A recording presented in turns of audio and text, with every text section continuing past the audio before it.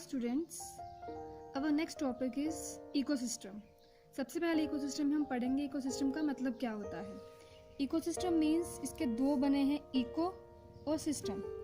Eco का मतलब होता है एनवायरनमेंट, सिस्टम का मतलब होता है interacting and interdependent complex.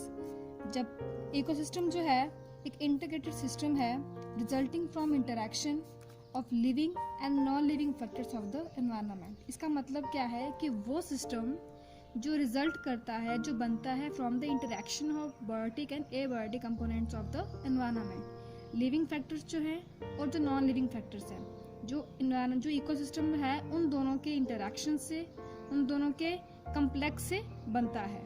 This interaction occurs by the means of food chains and chemical cycles resulting in the energy flow, biotic diversity and material cycling to form a stable self-supporting system। अब जो ये interaction है ये कैसे होती है? By the means of food chain की वजह से इंटरैक्शन होती है। ये केमिकल साइक्लिंग होती है हमारे एनवायरनमेंट में, जो रिजल्ट करती है इन द एनर्जी फ्लो। इससे एनर्जी जो है वो फ्लो करती है इकोसिस्टम में, किसी भी एनवायरनमेंट में।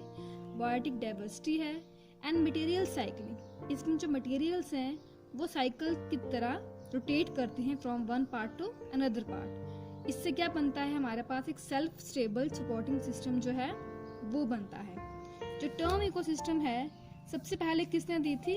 आर्थर टांसले ने इन 1935 में। उसके रिलेशनशिप जो होता है बायोटिक और एबायोटिक का, वो हमेशा क्या होता है, म्यूचुअल वन। वो म्यूचुअली एक दूसरे को बेनिफिट देते हैं और म्यूचुअली इंटरेक्ट करते हैं। कोई भी इकोसिस्टम जो होता है वो क्लोज नहीं होता है, वो हमेशा क्या होता है, ओपन होता है। इसमें मटेरियल्स जो हैं वो फ्लो करते हैं from one two another ecosystem. अब कुछ जो है ऑथर्स उन्होंने डेफिनेशंस दी हैं इकोसिस्टम की। सबसे पहले हम इसमें पढ़ेंगे R.L. लिंडमैन ने 1942 में डेफिनेशन दी थी इकोसिस्टम की। ये क्या बोलता है? An ecosystem composed of physical, chemical, biological processes with in the space time unit of magnitude. इसने क्या किया है, इसने इकोसिस्टम को ऐसे डिफाइन किया है कि कोई भी सिस्टम जो कंपोज्ड हो फिजिकल, यानी कि उसमें फिजिकल एक्टिविटीज भी होती हों, केमिकल एक्टिविटीज भी होती हों, बायोलॉजिकल प्रोसेसेस जो भी हैं वो सारे होते हों with in the space time unit of magnitude. एक पर्टिकुलर स्पेस में, पर्टिकुलर टाइम में, पर्टिकुलर यूनिट ऑफ मैग्नीट्यूड में जो भी सिस्टम है जिसमें फिजिकल, केमिकल और बायोलॉजिकल प्रोसेस होते हैं उसको हम क्या बोलते हैं, इकोसिस्टम। दूसरी दी है सीसी पार्क ने, उसने दी थी 1980 में। उसने क्या बोला है कि इकोसिस्टम है is a sum of all natural organisms and substances within an area and it can be viewed as a basic example of an open system in physical geography. उसने बोला है कि इकोसिस्टम क्या है, सम है natural organisms का, substances का एक पर्टिकुलर एरिया में। और इसको हम कैसे भी देखते हैं, बेसिक एग्जाम्पल के तौर पर देखते हैं, open system in a physical geography. एक फिजिकल एरिया, एक फिजिकल ज्योग्राफी के एरिया में एक जो इकोसिस्टम है उसमें क्या होता है कि जो नेचुरल ऑर्गेनिजम्स हैं उनका क्या होता है, सम टोटल होता है। नेक्स्ट हम इसके पढ़ेंगे प्रॉपर्टीज। प्रॉपर्टीज में फॉलोइंग प्रॉपर्टीज जो है इकोसिस्टम की होती हैं।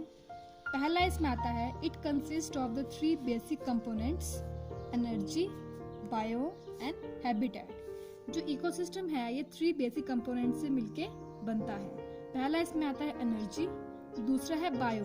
बायोम क्या होता है, ये एक लार्ज नेचुरली ऑकरिंग कम्युनिटी है किसकी, फ्लोरा की और फौना की, जो ऑक्युपाई करती है एक मेजर हैबिटेट। इसमें फॉर एग्जांपल आ जाए फॉरेस्ट आ जाए, मैरीन इकोसिस्टम आ जाए, जो एक जिसमें फ्लोरा भी आता है और फौना भी आता है। और हैबिटेट है वो एरिया जहाँ पर जो एनिमल्स और प्लांट्स हैं रहते हैं।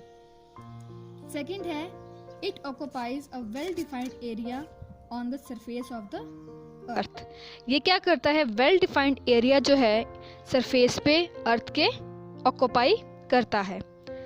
तीसरा है it is an open system characterized by continuous input and output of matter and energy. ये एक ओपन सिस्टम है जिसमें क्या होता है, कॉन्टिन्यूस इनपुट होता है मैटर का, एनर्जी का, और कॉन्टिन्यूस आउटपुट भी इनका होता रहता है।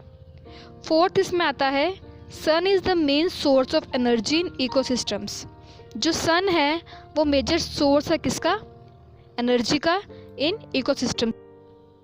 नेक्स्ट इसमें है it has its own productivity which is the process of building organic matter.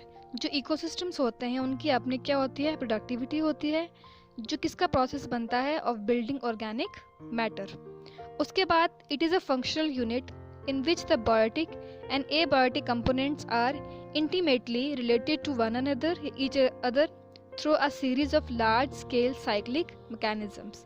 ये एक functional unit है जिसमें biotic और abiotic components जो हैं आपस में relate करते हैं एक series of large scale mechanisms। उसके बाद जो ये हमारा ecosystem है ये किस में होता है, in the state of equilibrium।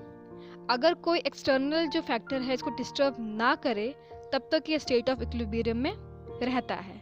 ये इकोसिस्टम जो है वेरी करता है from small scale to large scale, यानी कि छोटा स्केल भी होता है इकोसिस्टम और एक बड़े स्केल पे भी इकोसिस्टम होता है। और इसमें कम्प्लेक्स सेट्स ऑफ इंटरैक्शंस होती हैं between biotic and abiotic components. इसमें क्या होता है, इकोसिस्टम में इंटरैक्शन जो होती हैं बायोटिक एबायोटिक की भी होती हैं, यानी कि लिविंग और नॉन लिविंग की, और विद इन बायोटिक यानी कि लिविंग टू लिविंग इनमें भी इंटरैक्शन जो हैं वो होती रहती हैं। सो हमने आज पढ़ा इकोसिस्टम और उसकी प्रॉपर्टीज। नेक्स्ट टॉपिक हम जो डिस्कस करेंगे वो होगा टाइप्स ऑफ इकोसिस्टम्स।